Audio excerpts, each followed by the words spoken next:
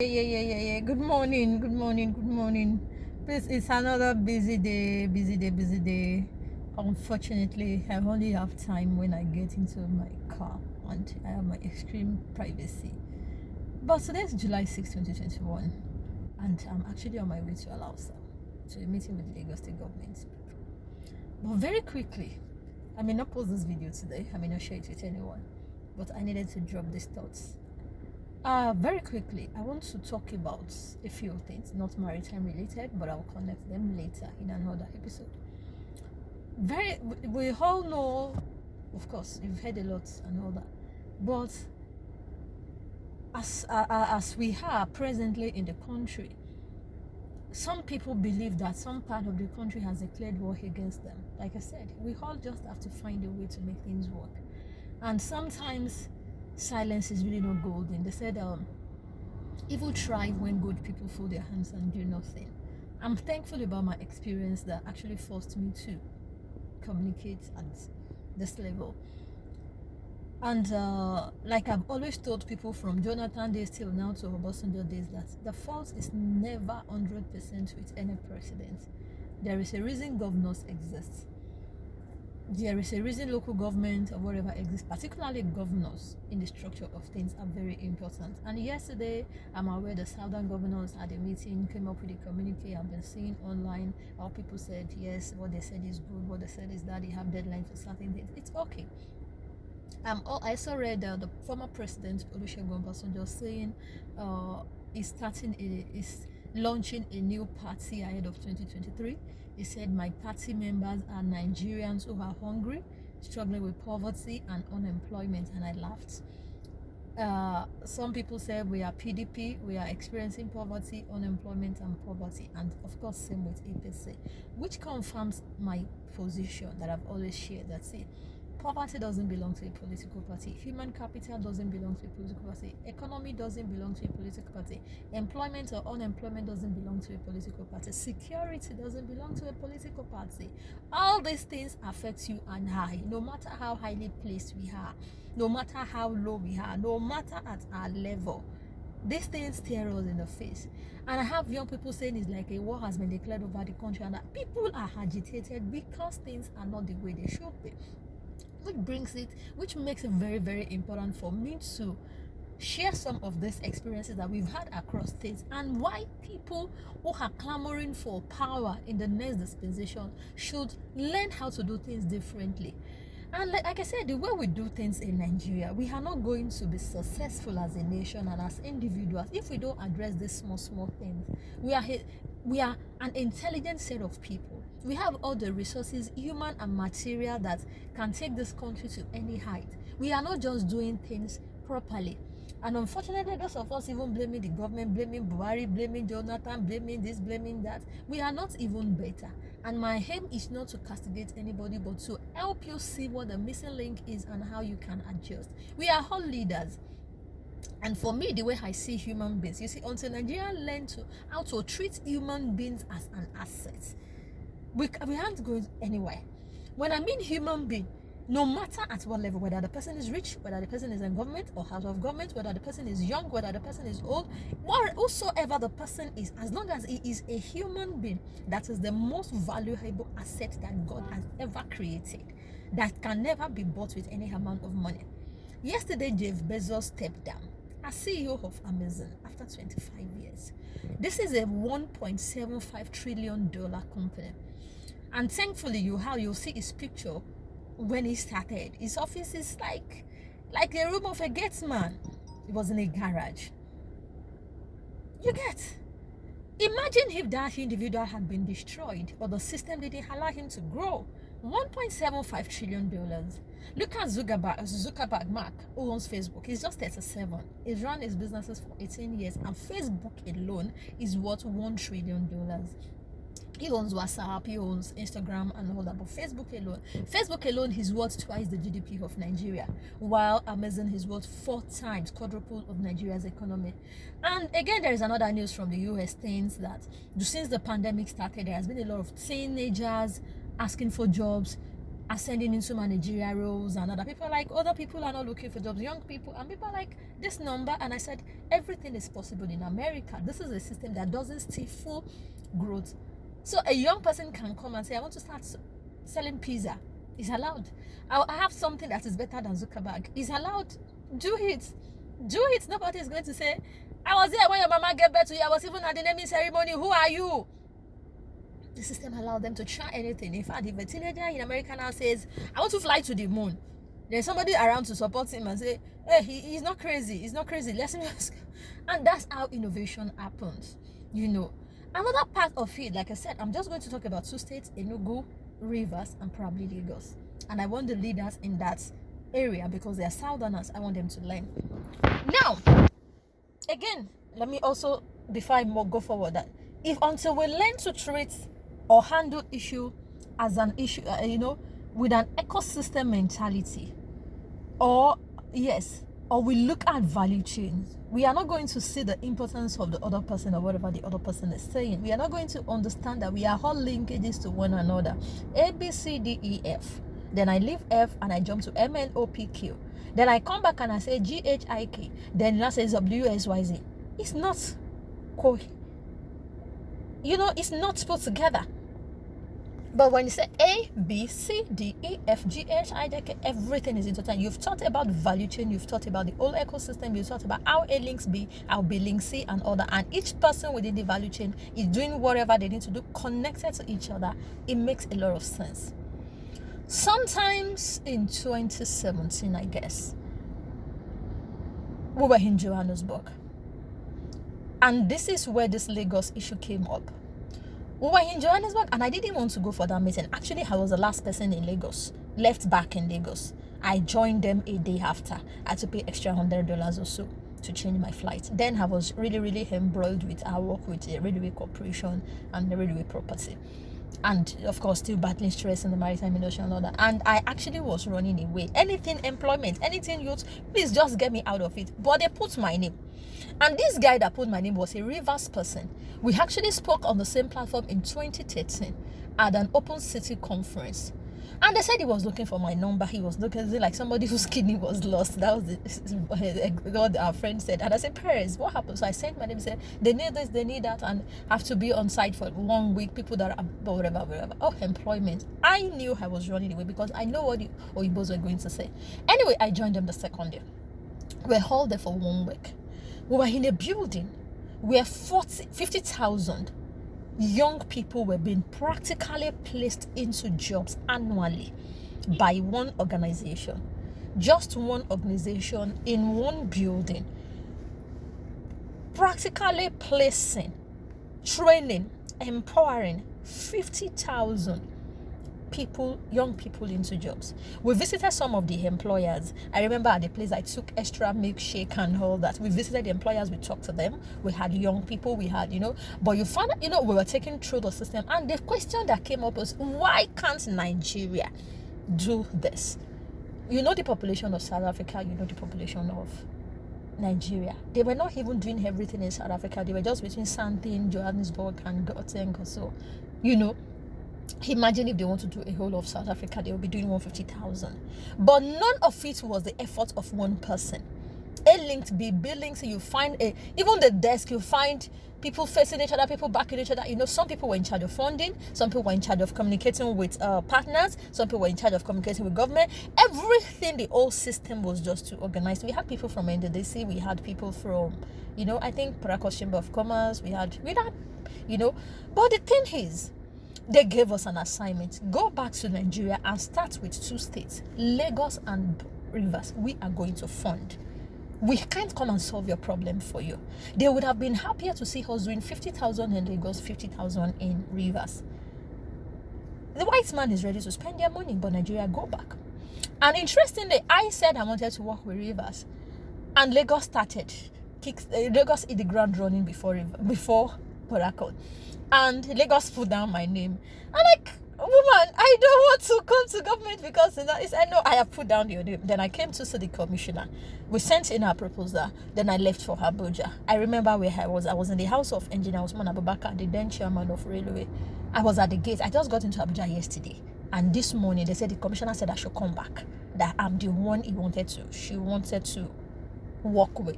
I think I lost my phone or something. I don't know, something happened to one of my phones. So I said, I just left a meeting. I needed to send the feedback that I'll be back in Lagos, whatever. I got a call. I've been trying to call you, come back. I couldn't do what I wanted to do in Abuja. They said, come back, commissioner said you should come. So I went to see the woman. And she worked with us. She hit the ground running. We started the phase 1. We did the phase 2. Now I'll come back to Rivers. Then I'll come back to Lagos. But let me quickly jump to Enugu State. Enugu State, I can't remember the year. I'll send you the bill. I can't remember whether it was under Jonathan, whether it was under the Buhari. But of course, employment solution. There was a call from Enugu State. And we went. No, when that person came, and they said, no, the Commissioner for Human Capital Development and Poverty Alleviation wants to do this. Like I said, the solution to employment in Kano is not the same with Rivers. The same in Rivers is not the same in Enugu. The one for Enugu is not the same for Lagos. So when we look at the valuation, we say what is their strength, what is their comparative advantage, and all that, we discovered that agriculture seems to be one of their comparative advantage. Okay, what do? We put together a program. Now we needed Akinwumi Adesina, AFDB president. We got him. Tihagro, owned by Tony Helumelu, now an agriculture company, a spillover effect of agriculture reforms. So he had Tiagro. They needed products from the farm to make their fruit juice, Tiagro. So they are going to be buying raw materials from the farm, agro materials.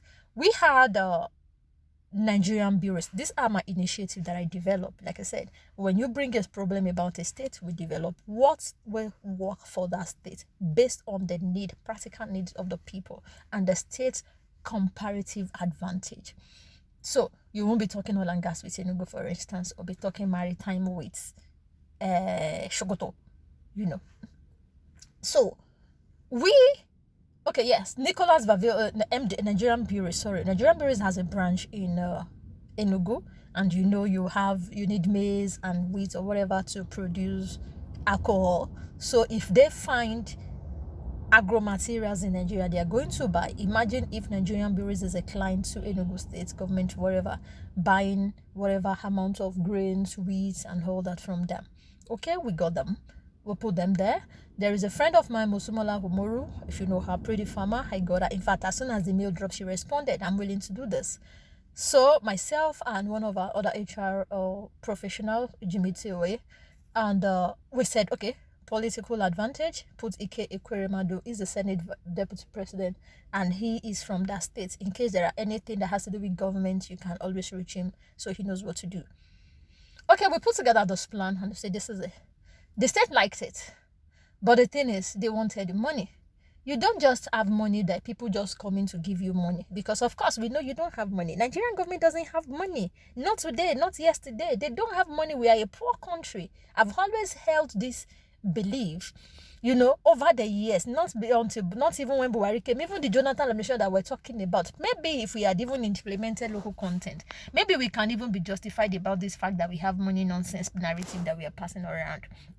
Anyway, I moved to Abu. Okay, we went to Enugu State. We made a presentation, but from my presentation, I said this guy is not going to be able to deliver anything. The commission, I couldn't even speak good English. He couldn't even interpret. I said this guy is not really intelligent. But they said no. I said, well, this is the only time I'm going to come. Even the whole big secretariat, newly built, they do not have projector. We went around the state to get a projector. No problem. I did that and just got back the second or the third day. Now he couldn't present to the state executive council. Every time he does that, he meets with brick walls. I said the man probably had a presentation problem. He couldn't convince the people on the table, but he really wanted to do it. No, he really now said, okay, he is thinking about distributing kerosene across households. Like kerosene as human capital development in a state in the 21st century. I was appalled. Okay, no problem. I am not going to be part of that. How many unemployed people do you have in Enugu State? They do not have records. You want money, you want money. Development partners are not just going to give you money because, okay, they didn't get it. We work with them. But do you know the part? I went to Abuja. I was at the Hilton. I network a lot at the Hilton. And I walked into Nicholas Bavid. I knew he was going to be there anyway. So I went to see him. He's a Dutch. He was the then MD, Nigerian Bureau. So I went to see him. And instantly he handed me over to his government relations person. He was really interested in that thing, because of course their company would spend less on forex if they can find agri raw materials in Nigeria. So good, we're on this. I went to meet a woman, and I want to read to you about that woman. I didn't even know she was from Enugu, but I knew she had, listen very well, $100 million funding for agricultural training for young people alone. I know she had that money through one of her organizations. The money is given to her to train people that are interested in the young people. So government didn't know that. I have that information because we work with all stakeholders within the value chain. All, whether you're government, you're a policymaker, you are ASEAN, whatever, So until the day, instantly, it wasn't up to 5 minutes. I'm willing to prioritize Enugu. I grew up in Enugu. My parents live in Enugu. Blah, blah, blah, blah, blah, blah, blah, blah. Oh, send it to me. She was so excited. She lived in Enugu. She's a Harvard product. And, she's one of the Okojo Iweala, just quite younger, in her 40s. $100 million for now is about 50 billion naira. Then it was about 20 billion. So we knew money was available. We knew where to go and draw the money. You government, you don't know. So imagine how that value chain or ecosystem works. Now, I was reading this thing recently. I discovered her mom is an American professor. I think so, yes. Okay. Born at Enugu, University of Nigeria Teaching Hospital in Enugu, to a Nigerian professor of pharmacology and an American professor of history. So her mother is from New York, but it's been in Nigeria since 1965 or so. 1965, 1975 or So the fact that she grew up in Enugu and her parents were there, she had this emotional attachment. She was ready to do anything. Imagine what door she could open for that state. But the state was not coordinated enough. A lot of illiterate people on the table. That was how young people missed out of opportunity. Of course, you had AFDB. They have funding. You have Mosumala, who is a hands-on agri person, whose product is farming practically, whose product is in Spire, is in ShopRite, everywhere. So we want, she's a farmer. It's not theoretical. Yes, she may not have the money to train people on her, but we have other people who have money. But she can tell, if you want to grow vegetables and sell it to XYZ market, this is how to do it. She can help these young people. Tiha grow orange, this, that. Everybody is complete on the table. But at the end of the day, the state government could not harness this. Whose fault is that? It's not the fault of the president. It's the fault of the governor and his people. Because at the end of the day, I ask, if I am a commissioner for human capital development and poverty alleviation in the state, I'm going to be one of the best minds that the governor wants to see every now and then, because I control the numbers. Because when we did our research and all that on that project, we discovered that they had about 800,000 to 1 million unemployed people in Enugu. So if I had that number and I have solution for them, imagine how important I would be to a governor, because I can deliver that 1 million votes. But the level of thinking on the table was the level of giving kerosene to household. That's how poor Nigeria can be. And you can see, those people will be blaming Buhari or Jonathan and that, forgetting that they had a problem of their own states. So aspiring governors should look at these loopholes and try not to repeat the mistake of their predecessors. Now, coming back to Rivers, recently I've been reading a lot about Wike, saying what developmental project as Amechi brought to Rivers State. I have seen a counter opinion between him and Dele Momodu and the Dakokopiti side, and I'm observing. Sometimes earlier this year, around February, I called to see someone from Port Harcourt. He struggles to come in around February, March. But every time I'm trying to talk to him, he's driving himself. He said, we'll talk after an hour, I'm driving. He's a very senior security professional that I have known for like 15 years. A student where he might care in Covenant West in 2006. I helped him to buy a land and fenced it then. you know. So I was like, why are you always driving yourself? He said Port Harcourt is not safe. It's not easy to get a driver. Like, you know, since his old driver died, he refused to get another driver. He is a security person at Shilombeja for years, worked with the Abacha government, runs a security company that is as big as Allogene, you know, and all his life, almost 30-40 years, he's been in security business. For him to tell me Port Harcourt is not safe, I will listen to him more than I listen to Wike. Last year also, sometimes towards the end of last year, I was on a radio program with them in Rivers, I think Nigerian Info Rivers edition. It was also the same thing, employment. You could feel the pain in the heart of even the presenter on employment. Now let me go to the solution. What is it that stopped? Okay, thankfully they launched the Deep Blue project, and Amaechi said he was responsible for this. And I'm like, so why can't the governor of your state, like has with you, and say we have this quit from NDDC, amnesty, we have this issue in our state? How does this initiative benefit our state? What side should the state government take care of? You know, how do we build, develop people, get them practically engaged? You know, Amaechi is not going to come and be governor again. Permit me to use my phone. I remember something. Amaechi is not going to come and be a governor again. You also, you are not going to go and be a whatever again, a minister. So even if they are fighting politics and all that, you have to look at the people. The realities are stark reality on the street. Sorry, I'm looking for something. Timothy Walker said something yesterday, and I want to relate that to this. Yeah, Timothy Walker is a South African.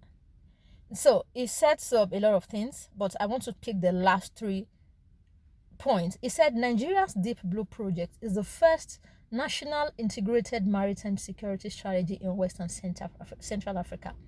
This project aims to address piracy, armed robbery, and other crimes at sea by leveraging land, maritime, and air resources in the Gulf of Guinea. These initiatives are practical and promise to reduce the frequency and intensity of piracy attacks in the Gulf of Guinea. However, the root causes of piracy remain, like extreme poverty within the Nigerian coastal communities, political instability, and illegal fishing. For as long as these issues prevail, we must be aware that the current solutions only treat the symptoms and therefore are not sustainable. The only lasting cure to the disease of piracy will be a strategy that provides for the basic needs of people in the Gulf of Guinea. And it just ended it there. That's the truth. We treat the symptoms, we don't treat the roots. But even Amaechi cannot leave his job as Minister for Transport to come and develop people in the state. It has to be the initiative of the governor working with the stakeholders in that value chain, because his state is a coastal state. I'm not saying that alone solved the problem of Rivers. Then I spoke with one of the directors. She's one of our madam that was actually representing Rivers on that panel in Johannesburg. And I said, I hope you have not retired. She said she's retiring in 2026. I said, well, if sensible people become governors before then, we will come and carry you, and I will come to the table and we'll come and help them on this employment situation. Because they also had some development partners, as at that time they were even willing to bring up about 5-10 billion to help Rivers. But government sees these people as poor. They don't have political this and that. Government doesn't listen to them. Which brings me back to the reason why I told the admiral, I said, see, you are from Rivers State. You said you are trying to do your own thing with the expatriates. Whatever it is that you're trying to do, call Amaechi. If you can't call Amaechi, call the Akoko Pisari. He will listen to you. And if they call you, listen to them. It's not about me. It's not about you. It's not about them. It's about our country. It's about our people. That's my own mentality. I want people to understand. You know, this is what we do. Bridging gaps. Actually, that was how I started Employment Clinic. Bridging gaps between the older generation and the younger one while they were still in school. Human resource experts, employers, what are your problems? What are your challenges? Students, you are still in school, learn. These are the skills you need to know, acquire. These are bridging gaps. And it has not changed, except Nigeria bridges those gaps. You ain't going anywhere. We'll just have individual powerhouses. The winner take it all. And at the end of the day, the street is going to be red. The land is no longer green. Tiwa Bello is no longer singing the land is green. The land is red. You understand? But Lagos has been very consistent. Like I said, since then we did phase 1, we did phase 2. By the time Ambode said they should bring the file, I will break it down what the initiative is about. And someone who came, there was a delay for quite some months, and it expanded it, and it's ongoing. It's ongoing. Now, like I said, I put up a proposal to someone in the industry because of his status and get on board this and all that. We've waited for 8 months, 1 year. So sometimes I'm not putting out these things just to prove myself, I'm this, I'm that, I'm that. No. Yes, I had a fight that people felt, the person behind that wanted to make my life look like him. I said, forget it. This is who I am. This is what I do. We called you to come and partner, not even to partner, just talk to one person in the entire value chain, having done the work, and you try to steal. Setting back both a lot of things, but that's just by the side. So I've pointed out Lagos, I've pointed out Enugu, I've pointed out Rivers. I just needed to drop this out of my chest this morning. We are going back to those states. We've been talking to people across some of those states where we've worked. Like I said, Lagos is calling back. We have a lot to do today. Then I will come back to the maritime industry. I will now go back to that preparation and say, see what I've been telling you for the last 8-10 months. These are the things you were supposed to do. These are the opportunities. These are the linkages. This is how it connects you and other. This is how it has a spillover effect on other people within the maritime ecosystem. If there is no value, you won't find me there. So, and like I said, when you put a lot of hard work on the table, you have to be able to prove it so that nobody just say your life is because you're a woman, you are young. I will talk in some other episode about the challenges of being a woman in the maritime industry. I'm happy they brought the challenge to me and I took it with my full chest. I fought it, I've won it. I'm fine, but my life is not just about maritime, but maritime is very, very important if we really want to create employment. And this employment that they are talking about in millions and all that is not going to be stimulated just by one person being a powerhouse after 4 years, after 6 years, all these scatter things that we're doing. We need to find a way to begin to work as an ecosystem and at a, value chain solution. That's why I said everybody is important, whether they are retired, whether they are old, whether they have a voice, whether they are political power or not. Everybody have their individual strengths, and we need to go back to that and just stop blaming and blaming and blaming. Thank you for your kind attention. I need to get on the road now. I'll be busy all day, so I decided to get this out of the way before we get into the plenty grammar. Thank you. I remain Ronke Employment.